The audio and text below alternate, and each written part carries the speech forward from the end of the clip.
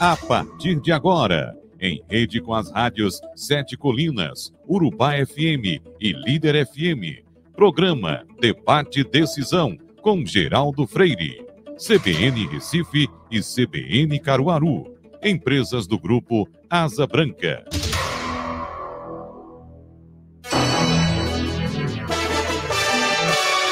CBN Debate Decisão.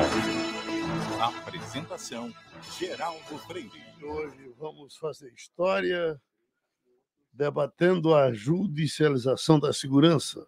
É o que dizem que está para acontecer ou já começou a acontecer.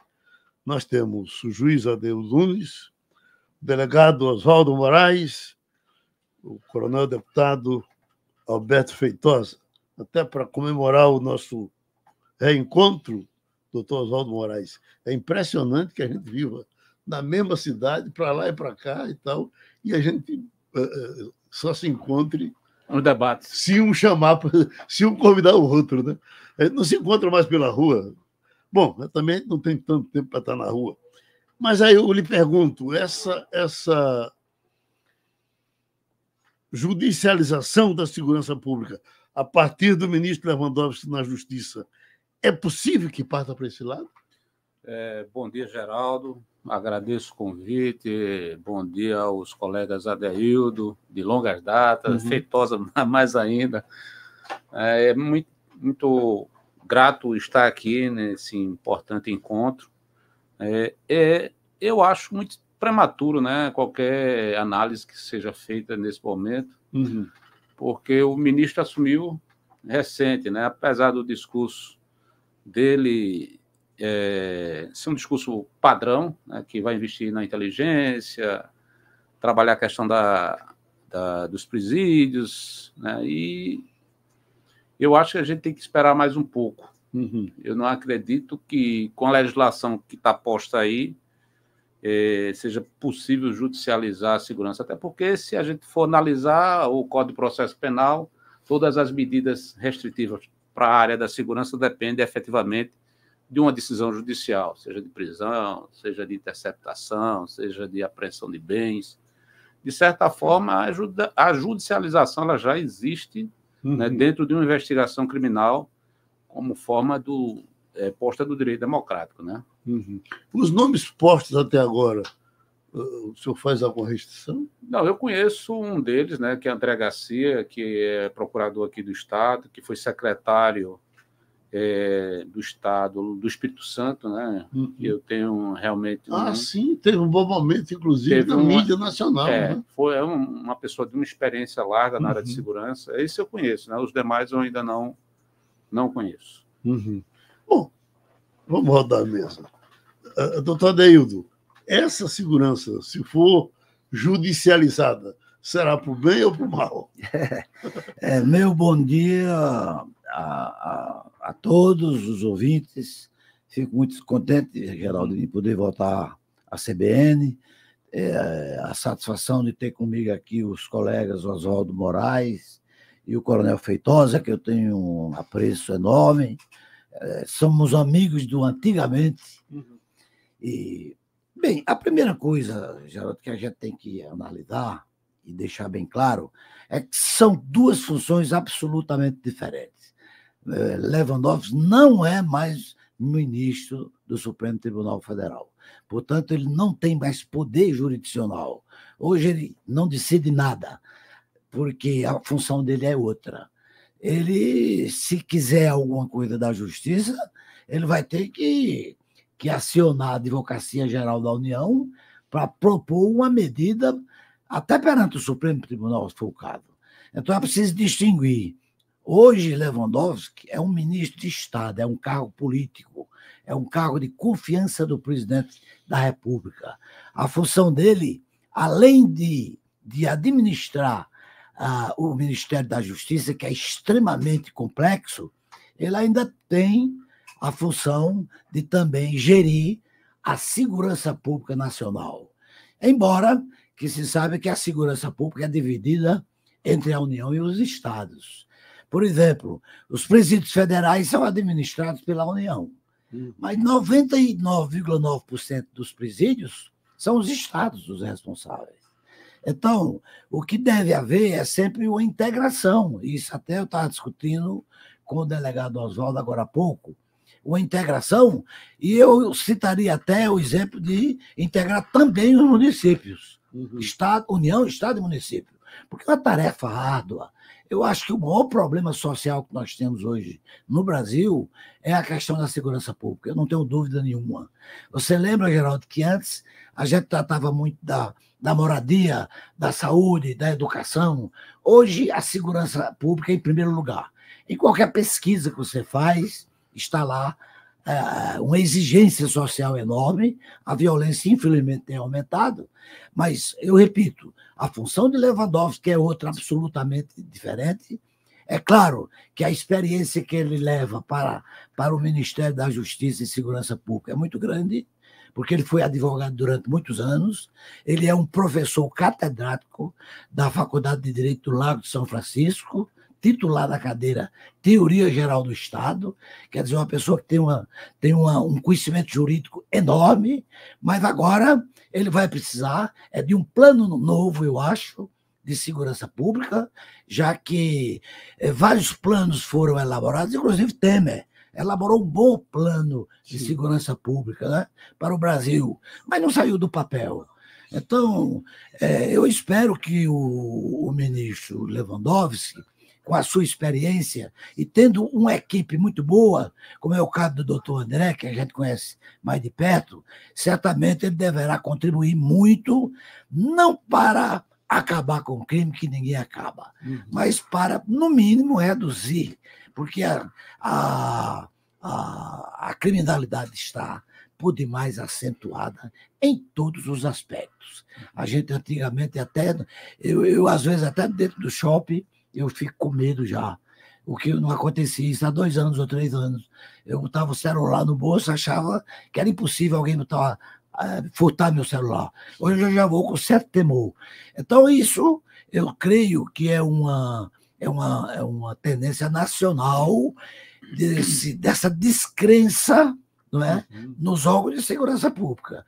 Porque quando você tem essa parte de temor pela sua liberdade, pelo seu patrimônio, certamente é porque há uma descrença de quem faz segurança pública no Brasil. E eu espero, portanto, que o Lewandowski, com a experiência que ele tenha, ele possa mudar esse quadro. Eu estou lendo aqui essa manchete. Reincidência de presos supera 30% no país, que tem 827 mil detentos. Debaixo do guarda-chuva do Supremo, ficaram também todos os presídios, de um modo geral, não só de segurança máxima, como eles... Eu me lembro que quando Gilmar Mendes assumiu a presidência do Supremo, por conta do Conselho Nacional de Justiça, ele esteve visitando os presídios. Por incrível que pareça, me parece que foi o que mais se espantou com o que viu nos presídios, e fez discursos, e mexeu para lá, mexeu para cá, terminou não dando em nada, né? Eu me lembro de quem mais? A ministra Carmen Lúcia, quando passou pela presidência do Supremo e do CNJ, que foi aos presídios, ela voltou horrorizada, também ficou nisso. Aí vem esse problema agora que acontece com os presídios federais, que não tem superlotação, que, de alguma forma, a gente nem pode dizer que eles não funcionam bem, porque tivemos esse acidente agora, depois de quase 20 anos, né, com eles funcionando, mas esses presídios, esse por onde o senhor passou, né, esses presídios não precisam de uma atenção muito forte. Será que o ministro Lewandowski vai ter saúde para enfrentá-los? Geraldo, esse assunto vai ser discutido no Brasil e no mundo há mais de 20 dias, eu acho, 15 dias, não é? Ainda estão procurando aí os foragidos. Para quem atuou... É bom lembrar que o brasileiro que fugiu dos Estados Unidos, e era um só, deu um trabalho para achar maior do que esses estão dando. Então, veja, Geraldo, olha, eu com a minha experiência de 27 anos de juiz e de 17 de juiz de execução penal, ou seja, atuando exclusivamente no ambiente prisional, a gente conhece, a gente sabe. É lamentável que o Brasil hoje tenha essa preocupação com 2 presos que fugiram, se você for para os presídios estaduais, você vai concluir que, em média, fogem 10 presos por dia, em 800 mil presos. Por quê? Porque só existem 800 presos nos presídios federais. São presídios, eu conheço 2 deles, que nem precisava conhecer mais de um, porque eles têm a mesma linha arquitetônica, não é? Agora, o ministro Lewandowski fala em acrescentar um muro a mais, que já tem em Brasília, pode acrescentar 10. Se houver auxílio à fuga, você pode botar dentro de uma... o que você fizer, você não vai conseguir evitar a fuga. Então, especificamente sobre essas 2 fugas, em presídios federais, realmente causou espanto, porque foi a primeira vez que aconteceu, como você bem enfatizou, desde 2006. O primeiro presídio foi em Catanduvas, né, no Paraná, federal, são 5, eles foram feitos, não pode atingir mais de 208 presos, nunca atingiu. Se você for hoje no presídio de Mossoró, deve ter 70 presos, para 200 e poucas vagas. Então, o problema que a gente tem nos presídios estaduais, que é a ausência de vagas, não existe no presídio federal. Agora, a gente não sabia que num presídio federal de segurança máxima houvesse a possibilidade da fuga de 2 presos da forma que foi comprovado, né? Até por fotografias, já se sabe como eles fugiram. E aí eu digo o seguinte, Geraldo, que eu acho que deve haver uma preocupação nacional. Há 40 anos que eu digo isso, né? O Brasil precisa reformar completamente o sistema penitenciário no todo. Nada funciona, está tudo errado. Há muito tempo que é assim, melhora um pouquinho, depois piora, mas o que é que a gente assiste todo dia? Quantidade de presos aumentando e reincidência, como você acentuou. Quer dizer, cada vez mais a gente prendendo e cada vez mais havendo a reincidência, comprovando de que essas prisões não têm resolvido o que a gente tanto pretende, que é a redução da criminalidade. Coronel Feitosa, o senhor trouxe tanta coisa anotada aí que eu já ouvi os outros. Vamos em cima do seu relatório aí. Não, eu quero cumprimentar o meu colega da Polícia Militar e Oswaldo Moraes, hoje secretário de Segurança Pública lá de Pujuca. Quero cumprimentar com muito prazer o doutor Adeildo Nunes. Trabalhamos juntos, inclusive, em alguns projetos. É um prazer poder voltar aqui a você, Geraldo Freire. Mas eu queria dizer que, no meu entendimento, aí já fazendo um contraponto tanto ao doutor Oswaldo como também ao doutor Adeildo Nunes, eu acho que não é prematuro fazer qualquer julgamento com a questão do Lewandowski, porque eu já enxergo que a segurança pública no Brasil já está judicializada. Haja vista uma decisão em plena pandemia do ministro Fachin, onde ele adentrou totalmente na atividade policial na cidade do Rio de Janeiro, proibindo, inclusive, operações no morro, o que fizeram com que as facções ali se instrumentalizassem e virassem verdadeiras organizações muito mais fortes, né? Coronel, para ser justo com o Fachin, ou me corrigir se eu estiver errado, me parece que ele não proibia, a minha informação era essa, ele não proibia, ele queria que houvesse o conhecimento de todas as vezes que fosse fazer. Veja, isso não é tema para o Supremo Tribunal Federal. Sim. No meu entendimento, isso é um absurdo, um ministro do Supremo Tribunal Federal adentrar numa atividade de um Estado com relação a áreas conflagradas como o Morro do Rio de Janeiro. E ele começou a interpor regras. Por exemplo, a gente pode ver agora, quem decide quem usa e quem não usa a câmera não é o comandante da operação, não é nem o governador, que é o chefe supremo das polícias militares. Quem decide é uma promotora de trás de um birô. Que experiência tem essa senhora para dizer quando vai se usar câmera, exigindo que a Polícia Militar do Estado de Pernambuco usasse câmera no Galo da Madrugada? Então isso é o quê? Isso é uma judicialização da polícia. Então isso tem que parar. Agora, aí já numa pergunta que você fez ao doutor Adeildo, E isso aí seria, para agora com Lewandowski, seria para o bem ou para o mal? Eu gostaria que fosse para o bem. E vou dizer como do bem. Da mesma forma que o Supremo Tribunal Federal fez um inquérito de ofício, que é o inquérito 4.784, né? Que é conhecido como inquérito do fim do mundo, que não para, onde o Alexandre de Moraes lá apura tudo. Eu acho que o Supremo Tribunal Federal, a pedido do Lewandowski, com a experiência que tem agora o Flávio Dino, depois de visitar e ter contato com as facções criminosas no Rio de Janeiro sem precisar de segurança, eles podiam fazer um inquérito desse do fim do mundo e investigar, prender as facções. Porque hoje o faccionado, quer dizer, chega ao ponto, Oswaldo, você deve saber disso mais do que eu, que se aluga quarteirão. As facções criminosas, eu não vou aqui nominar, porque cada dia, inclusive, adentra com filiais, elas chegam a vender quarteirão, doutor Deildo.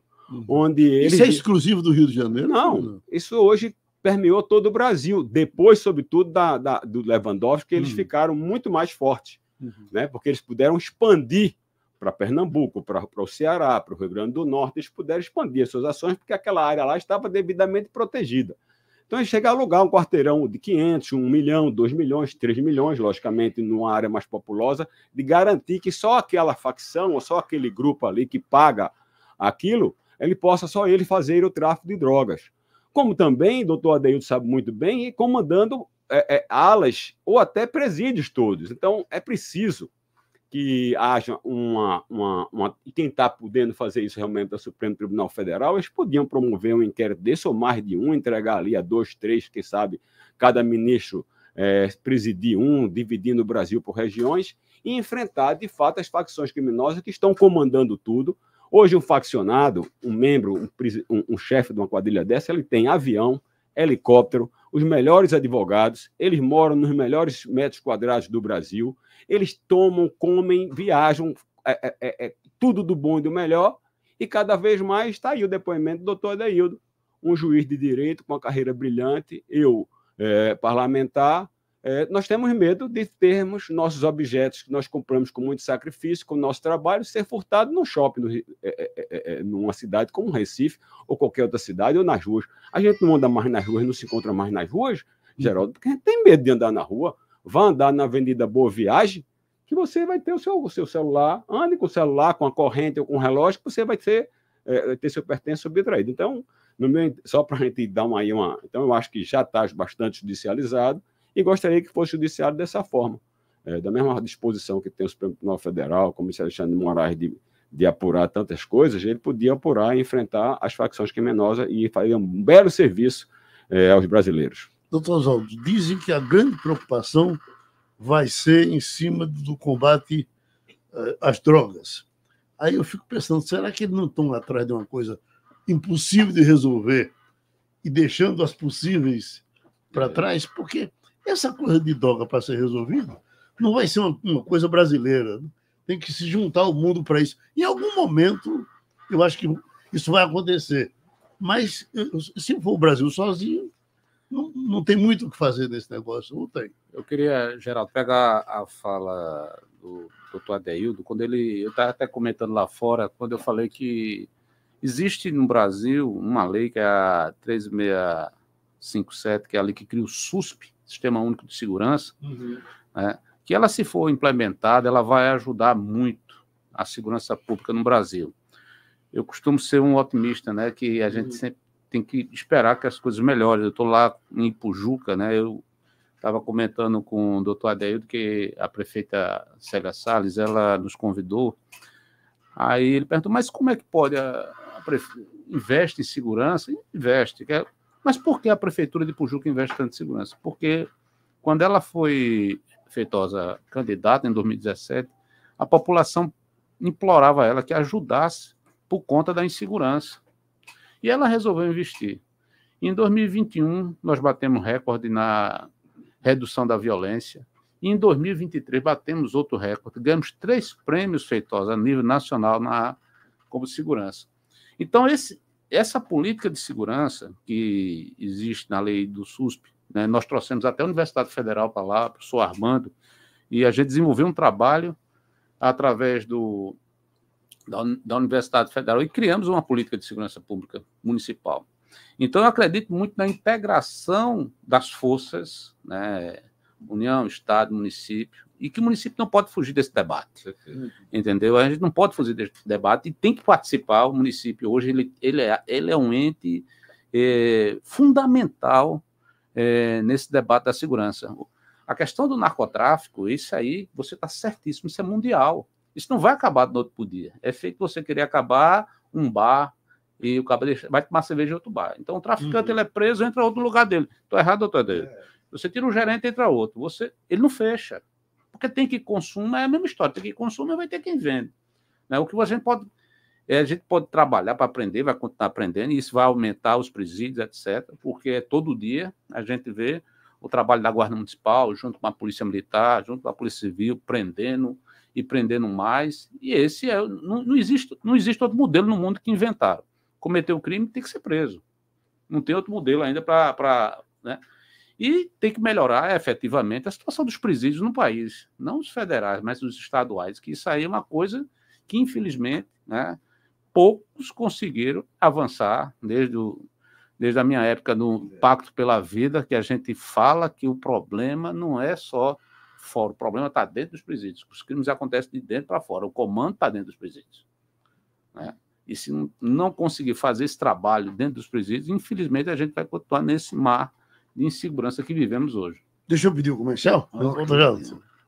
CBN Debate. Decisão. Alimente o seu coração ajudando quem mais precisa. Participe da campanha Alimentos a Serviço do Bem Chevrolet e leve esperança a famílias mais necessitadas. Doando 2 quilos de alimentos não perecíveis, você ganha 10% de desconto no total do serviço realizado na rede Chevrolet. Tem troca de óleo mais filtro a partir de 6 vezes de R$ 29,00 para motores 1.0 e 1.4, exceto turbo, com mão de obra inclusa. Procure a concessionária mais próxima e faça sua doação. Paz no trânsito começa por você. Chevrolet. Sintonia perfeita. O Instituto Datafolha confirma. A CBN Recife é a rádio de notícia mais lembrada pelos recifenses, com 45% de menções espontâneas. CBN Recife, a rádio que toca notícia em todo lugar. CBN. Programa bom, eu vou te contar. Programa bom, não tem outro melhor do que mesa de bar.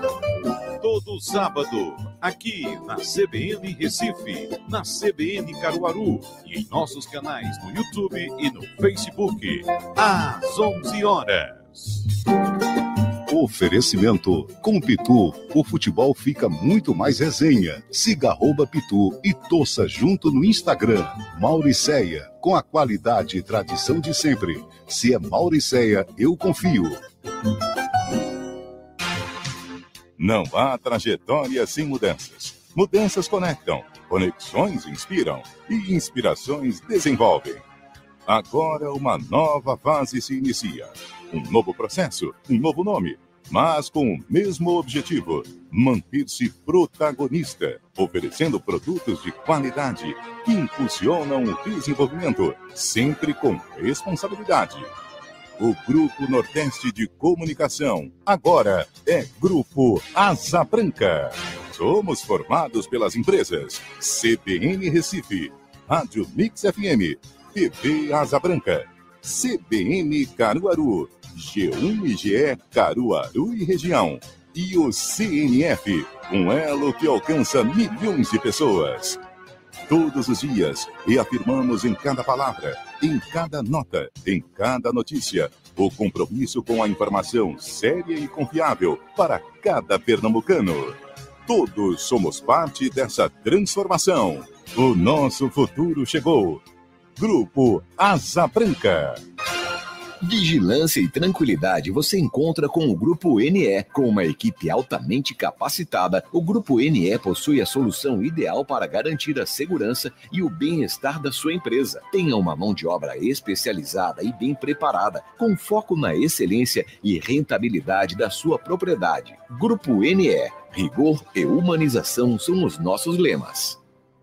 Eita, Carnaval de Pernambuco. Você brincou, beijou, dançou, tomou, suou, prevou, coisou, gostou. Gostou não, você amou. E a gente trabalhou 820 apresentações de artistas da cultura popular. Mais de 67 mil jornadas extras de trabalho na segurança. Centro Integrado de Operações Conjuntas da Saúde ativo durante todo o Carnaval. Delegacias da Mulher abertas 24 horas e mais de 3 bilhões de reais injetados na nossa economia. Governo de Pernambuco. Estado de mudança. Segunda-feira de desafio para o Santa Cruz no Futebol Globo CBN. É a luta do tricolor para garantir vaga na Série D do ano que vem. Santa Cruz, Afogados. Esse jogo é às 8 da noite do Arruda. E quando a bola parar de rolar, o Central da Bola entra em campo com os destaques da rodada. Central da Bola, Futebol Globo CBN. Para quem quer saber mais e melhor sobre futebol. Podcast CBN. A rádio que toca notícia acompanha o seu ritmo, quando e onde você estiver. Diariamente, conteúdos inéditos ficam disponíveis nos aplicativos de podcasts do seu celular, para você se aprofundar em diferentes assuntos, seja em casa, no trabalho, no trânsito ou na academia. E você pode baixar para ouvir quando quiser. Nossos podcasters ouvem especialistas e convidados na política, economia, ciência, literatura e artes, na saúde, na gestão de empresas ou no comportamento das pessoas. O olhar atento do jornalismo da CBN no formato on demand. Ah, e o podcast quase não consome internet. E você ainda pode baixá-lo de graça quando estiver conectado numa rede Wi-Fi. Entre você também nessa onda. Podcast CBN, o melhor da inovação no jornalismo e disponíveis na palma de sua mão. Repórter CBN.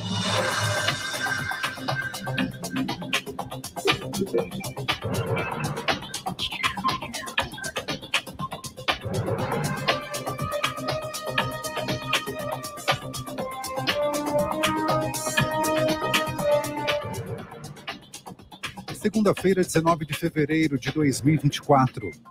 O assessor especial da Secretaria Executiva do Ministério da Fazenda, José Francisco Mansur, foi exonerado do cargo em meio às pressões do Centrão.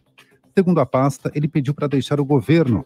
Mansur esteve à frente da elaboração das regras para regulamentar o setor de apostas no Brasil. O segmento pode gerar uma arrecadação de até 6 bilhões de reais por ano, o que chamou a atenção do bloco político. O presidente Lula não é bem-vindo em Israel até que se desculpe pela comparação entre a operação militar do governo de Tel Aviv contra o grupo terrorista Hamas em Gaza e o massacre de judeus na Segunda Guerra Mundial. A declaração foi dada pelo ministro israelense das Relações Exteriores, Israel Katz, pela plataforma X, antigo Twitter. Ele também disse que a reunião com o embaixador brasileiro Frederico Meyer foi realizada no Museu do Holocausto, em Jerusalém, e não no prédio do Ministério, como sempre foi. As declarações de Lula foram dadas durante viagem à Etiópia. Em entrevista à CBN, o ex-embaixador Rubens Recupero afirmou que o presidente brasileiro deve pedir desculpas a Israel. Ele disse que o Planalto precisa agir agora para evitar um agravamento da crise. Rubens Recupero também disse que Lula errou ao agir com a emoção. Segundo ele, não cabe improviso na diplomacia. 2 pessoas morreram e 2 ficaram feridas após integrantes de uma facção trocarem tiros com bandidos rivais na zona oeste do Rio de Janeiro. O tiroteio aconteceu de madrugada num sítio na região da Vila Kennedy. Testemunhas contaram que no local ocorre semanalmente um evento de música. Os mortos são os DJs que tocavam na festa. No horário de Brasília, 11h33.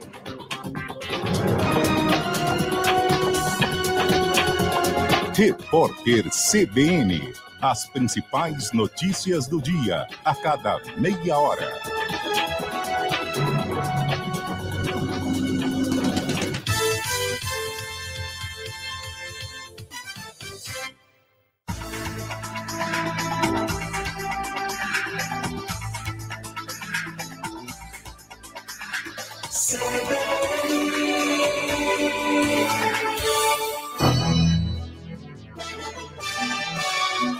CBN Debate Decisão. Até para facilitar a nossa convivência com os ouvintes que estão passando mensagens para cá, eu quero dizer que 100% do que está chegando aqui é de policiais que fizeram concurso público.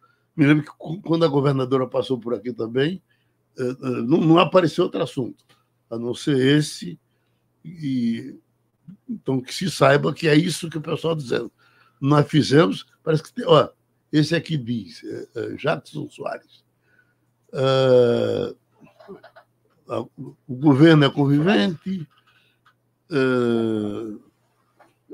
São 900 policiais penais formados e eles não são chamados. Aqui eu digo esse aqui e volto para o assunto, porque foi falado aqui também no intervalo agora, entre nós, sobre algum modelo que pudesse o Brasil usar no combate às drogas. Onde é que dá certo no mundo alguma coisa? Me parece que o Coronel Feitosa tem um exemplo para jogar na mesa. A gente tem duas coisas para colocar aqui na mesa, né? Um que foi feito, eu acho que há 2013, 14, eu acho, em Portugal, que é a política de drogas de Portugal, que ele coloca um componente muito forte do seu ponto de vista policial, mas também ele leva a uma participação enorme da questão da saúde do viciado. E aí ele trata isso de maneira consorciada, mas são políticas que atuam muito forte nesses dois caminhos. E tem um caso agora, que é de El Salvador, que ele colocou 100 mil pessoas, inclusive de facções, nos presídios, e os números da violência lá despencaram, inclusive com matérias e registros de que facções saíram de El Salvador e foram atuar nos países vizinhos, porque eles precisam sobreviver, Honduras e outros lugares. Então, acho que tem que haver, e como eu gostei muito do que disse o doutor Adaildo, tem que começar. Não existe modelo pronto, porque a realidade de Medellín e Bogotá era uma naquele momento, deu certo, mas tem problemas no restante do país, tanto que mantém a média de homicídios do país, né? Agora está dando certo em El Salvador, ninguém sabe até quando, se pode, o presidente for reeleito, mas pode um que retroage e isso venha muito mais forte, né? Tem essa questão de Portugal, que eu acho que é uma experiência que já vem de mais tempo, eles têm feito ajustes, inclusive, mas o que é importante... A tese de Fernando Henrique de liberar drogas, ninguém concorda com ela. Não, porque não é você liberar a droga. Portugal liberou droga. Portugal não liberou droga. Portugal, se o doutor Adaildo que estudou, pode ir muito mais além, mas no meu parco conhecimento, né, assim, conhecimento periférico, ele cadastrou, a pessoa consome mediante receituário médico, ele tem uma identificação diferente, ele tem um local para comprar, e há todo um certo controle, mas também houve um endurecimento muito grande, sobretudo ali no Algarve, que era a entrada de droga na... Então, agora, o mais importante, Geraldo, é o seguinte, tem que se começar, porque cada vez mais nós estamos ficando refém do crime, e o crime ele é retroalimentado ou alimentado diretamente pelo recurso. E a droga é uma indústria, vamos assim, né? Bilionária. É bilionário. Agora, se o estado mais rico do país não resolveu a Cracolândia com ações de todos os governadores e prefeitos que passaram por lá, que é o caso de São Paulo. Por quê? Porque exatamente houve a interferência, no meu entender, errônea da justiça, tá certo? Fazendo valer o princípio do que o cidadão tem o livre direito de ir e vir, e ele pode ficar na rua. Só que ele não fica na rua só consumindo. Ele fica na rua consumindo, alguém leva droga para ele, e ele, na hora que ele está precisando de dinheiro, ele vai ali, quebra vidro, rouba lojas, entendeu? Então... Em Portugal pode ser compulsória a prisão. Eu não sei, doutor Adaildo pode dizer, mas mais uma vez, só para a gente fechar, mais uma vez a justiça interviu contra a ação da cidade de São Paulo, a ação dos prefeitos da cidade de São Paulo e do governador da cidade de São Paulo, na época, inclusive o próprio Dória, não era nem o Tarcísio para dizer, não, o Feitosa está defendendo, era o Bruno Covas e o Dória. E a justiça foi lá, eu acho que até uma decisão final do próprio Alexandre de Moraes, dizendo que não, que o homem podia ficar na rua. Mas sem falar que esse negócio lá existe há 40 anos, quase. Sim. Quando teve um prefeito e um governador com vontade política e coragem política de enfrentar, porque a sociedade estava pedindo, a justiça impediu. Então, mais uma vez, a judicialização da polícia. Ali não tinha que a justiça se meter, tinha que deixar. Porque, veja, como disse o Tarcísio na campanha, o cidadão ali, o cara que está na Crocolândia, ele perdeu totalmente a capacidade de autocontrole. Ele não se alimenta, ele não se veste, ele não se asseia, ele não tem mais. Ele é um ser. É um zumbi. É um zumbi. Ele precisa que o Estado vá lá e intervenha em favor da vida dele. Então você não pode dar a uma pessoa que não tem a capacidade nem de se alimentar, ele é um zumbi, de dizer se ele quer ficar na rua ou não. E aí você não pode passar lá. Doutor, eu estou indo para o senhor meio assustado.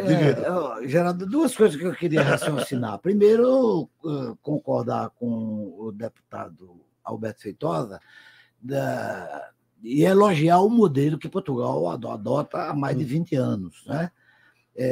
Houve essa vontade política de entender, corretíssima do ponto de vista científico, de que o viciado em droga é um doente, primeiro.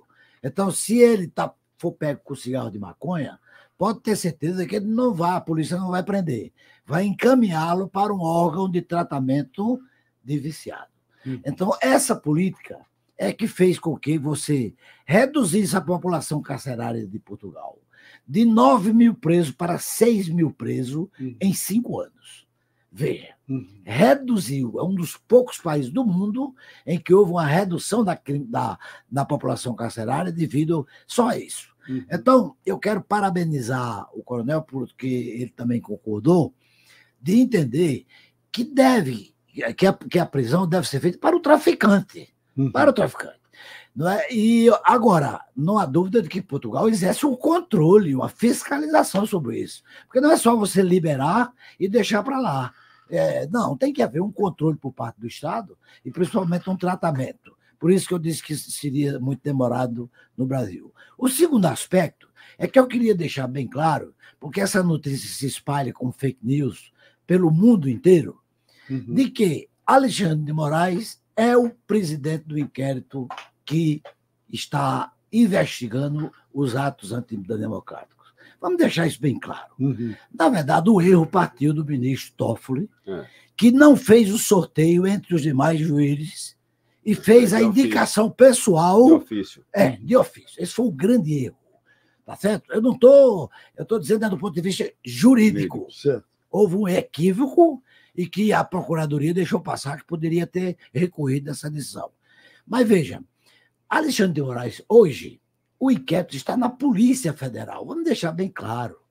Esse inquérito dos atos antidemocráticos tramita na Polícia Federal há mais de 2 anos, com acompanhamento da Procuradoria-Geral da República. Por exemplo, essas buscas de apreensão agora que o Alexandre de Moraes autorizou em relação à carta de Bolsonaro, tirar o passaporte, etc., foi uma ordem judicial emanada de um pedido da Procuradoria-Geral da República. Então, vamos deixar bem claro, esse inquérito não está mais no Supremo Tribunal Federal, mas o Alexandre de Moraes é o relator, porque nós chamamos em direito por prevenção. Por quê? Porque ele foi quem tomou conhecimento primeiro daquela matéria, e toda matéria relativamente a atos tidos como antidemocráticos, obrigatoriamente tem que ir para a mão de Alexandre Moraes para ele decidir. Então, não é verdade que esse inquérito esteja hoje ainda, por exemplo, sendo dirigido por Alexandre de Moraes. Não é verdade. Há mais de 2 anos que isso já está com a Polícia Federal e ela é quem dirige o inquérito e ela, no momento oportuno, vai pedir o arquivamento. É evidente que isso tem que passar para o Procurador-Geral da República para ele analisar se vai pedir o arquivamento de determinadas peças do inquérito, se vai oferecer denúncia.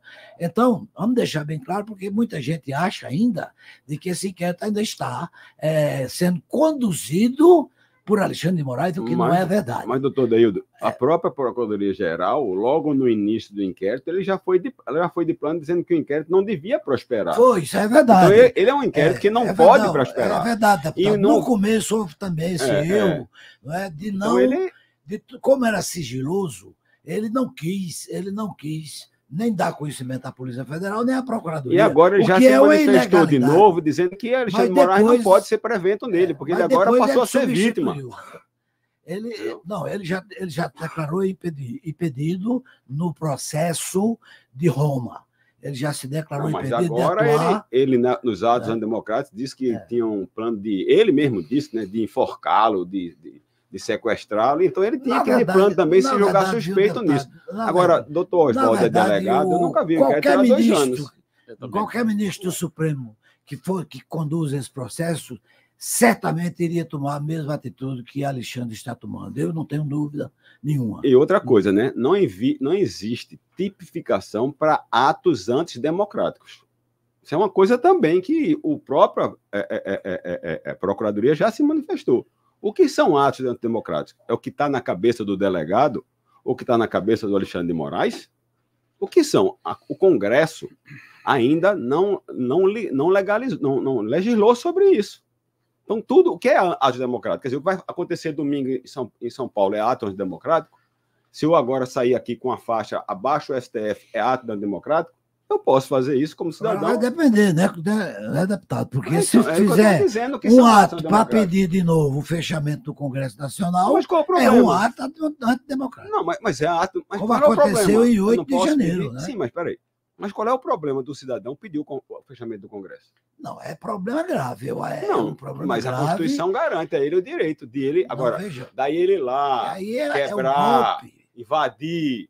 Aí é outra coisa. Mas, agora, pedir, eu podia pedir aqui. O Congresso Nacional é uma instituição própria da democracia. O povo é quem escolhe sei, para seu legislador. O cidadão ele pode pedir. Sabe que não é possível fechar só não morreu gente ali porque era um domingo.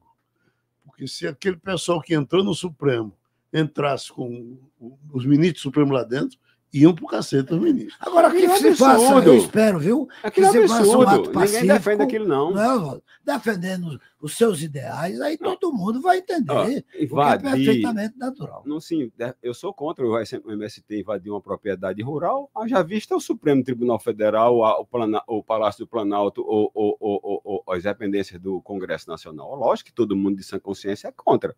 Agora, dizer que uma pessoa não pode pedir o fechamento, pode, a Constituição diz. Agora, daí ele praticar o crime de quebrar, de querer matar um ministro, isso aí tudo está errado. Agora, antidemocrático, primeiro tem que ter tipificação para dizer o que é antidemocrático. O senhor, como juiz, sabe que não existe tipificação no Brasil. Deixa eu pedir o comercial, porque nós saímos Não, mas vamos voltar. Saímos da polícia. A gente volta. Eu acho que isso tem... CBN Debate. Decisão. O Ponteio tem uma mensagem para você. Deu vontade de curtir o rodízio mais amado do Recife? É só vir. Não passe vontade. O rodízio do Ponteio é a partir de R$ 69,90. Estamos esperando você com uma seleção de carnes nobres, buffet completo e variado e um atendimento de excelência que faz toda a diferença. Não passe vontade. Passe no Ponteio. Rua Visconde de Jequitinhonha 138. Boa viagem. CBN Recife, 105.7 FM. Tudo acontece aqui e Pernambuco segue a liderança da CBN Recife. No grande debate do rádio desta terça às 11 horas, o poder da mente no enfrentamento dos problemas de saúde. Tudo pode melhorar ou piorar, de acordo com o seu jeito de pensar. E tem pesquisa oficial provando isso. CBN. Na terça, às 11, o médico biólogo Fernandinho, o neurologista Jefferson Souza e o especialista em medicina alternativa Leonardo Paiva. CBN Recife, 105.7 FM. Para cuidar da sua saúde e saber como está, faça os seus exames na Diagmax. Max tradição, Max praticidade, Max excelência, Max qualidade, Max Diagmax. Diagmax é o seu laboratório completo, onde você faz tudo: exames de imagens, laboratoriais e colonoscopia. Diagmax, diagnósticos Max completos. Responsável técnico, Os bastidores da política, as novidades do esporte. As entrevistas com especialistas em diversas áreas estão de segunda a sexta no CBN Total, o seu programa de variedades, das 2 às 4:30 da tarde. Apresentação, Aldo Vilela.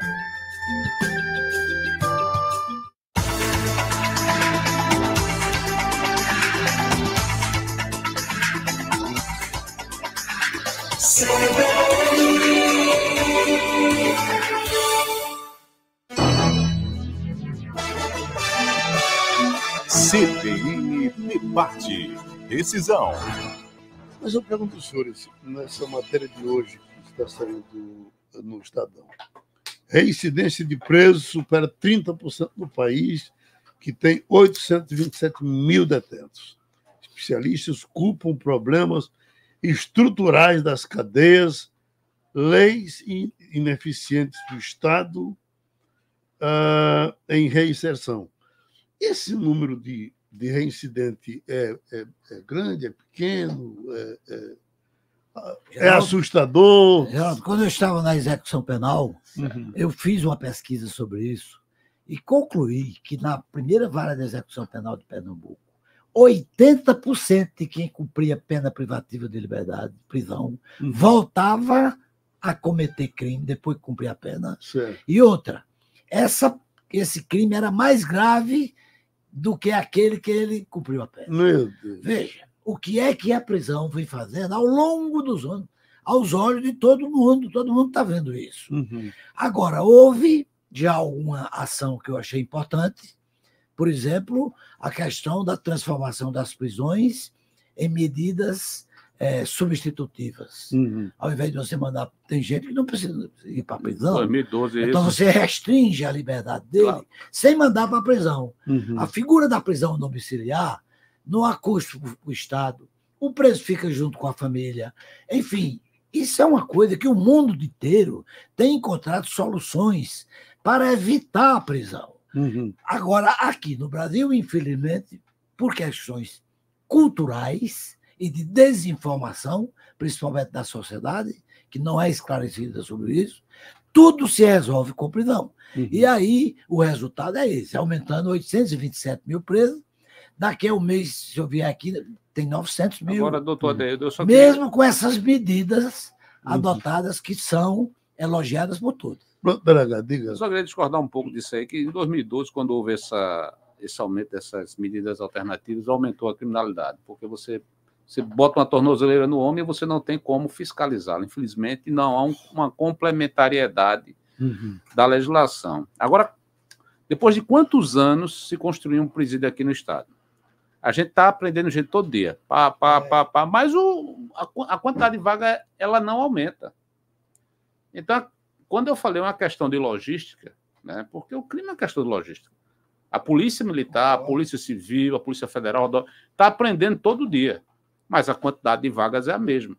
Ao invés de aumentar a quantidade de vagas, construindo as cadeias públicas caem e não são reconstruídas. Construindo presídio, você solta. A solução é mais simples, mais barata, mas o que é que acontece? O homem, eu discordo um pouco do número de 80%, eu acho que 90%. 90%? Volta a reincidir. Foi a pesquisa que eu fiz, talvez nos anos 2000, por aí. A gente tem um estudo que eu fiz lá na época que eu era delegado da narcotráfico, quase todo ele voltava para o mundo do crime. Quando não era morto, voltava a traficar. Porque não tem outra coisa para fazer. Bom, então, estamos condenados. Vai falar aqui... Daí a importância da saída temporária, que se houvesse oportunidade, a gente podia tratar disso. É porque o sistema realmente não funciona no sentido de reeducar. Está aqui um deputado que coloca todo ano emenda parlamentar para o patronato. O que é isso? O senhor sabe o que é o patronato? Que é no intuito de qualificar o preso que está ali já nos primeiros dias da saída do regime fechado. Uhum. Eu ouvi dizer, deputado, que raramente quem pega um trabalhador desse, até porque tem uns incentivos de governo, etc., raramente se arrepende. Olha, eles são... E quando eu fui secretário de Turismo do Estado de Pernambuco, não sei se o Oswaldo lembra, o Centro de Convenções, ele era cuidado, Coronel Vulpian, que tinha inclusive sido das séries, ele era cuidado, a sua área externa, inclusive os ambientes, teatros, ele era cuidado como mão de obra dos reeducandos. Então, eu tenho essa visão, tá certo? Agora, é preciso, sim, se encarcerar. E aí eu vou colocar outra polêmica. Por que a mesma autoridade que determinou que a polícia usasse câmera, ela não determina que o Estado construa presídio, ela não determina ampliação, qualificação, fiscalização dentro dos presídios, porque ela não determina a ampliação e melhor qualidade das tornozeleiras eletrônicas, responsabilizando de fato quem tem que fiscalizar? Aquela câmera que o policial usa ali, aquele pega som, imagem, GPS, pega tudo. Então, se o Estado tem recursos e é obrigado a comprar aquilo para usar com um policial, porque a mesma autoridade que determinou a compra das câmeras não manda que faça isso com tornozeleira eletrônica para garantir, tá certo, ao preso que ele cumpra o que a lei determinou, que é a restrição de espaço dele, que ele possa, de fato, se ressocializar e que proteja o cidadão de bem. Porque na hora que a pessoa não é tirada de circulação, doutor Adeildo, ele vai atentar contra quem? Ele vai atentar, é o que o Oswaldo estava dizendo, essa saidinha.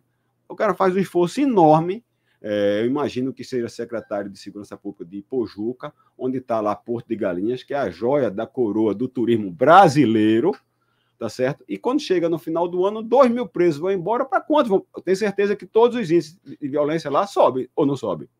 Disparam. Então, agora, doutor Oswaldo, com relação à câmera, a câmera não é boa para os dois lados?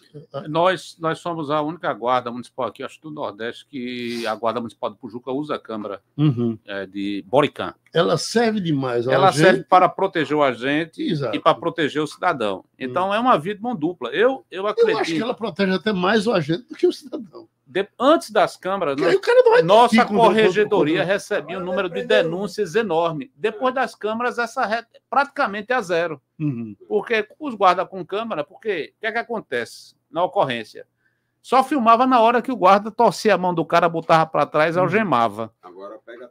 Agora a gente pega toda a história. Quando diz, não, aí não tem mais denúncia, porque ele está filmando, né? Existe toda uma regulamentação, o momento que ele vai ligar a câmera, no momento da ocorrência, se ele for fazer refeição, ele desliga a câmera, enfim, existe uma regulamentação para isso.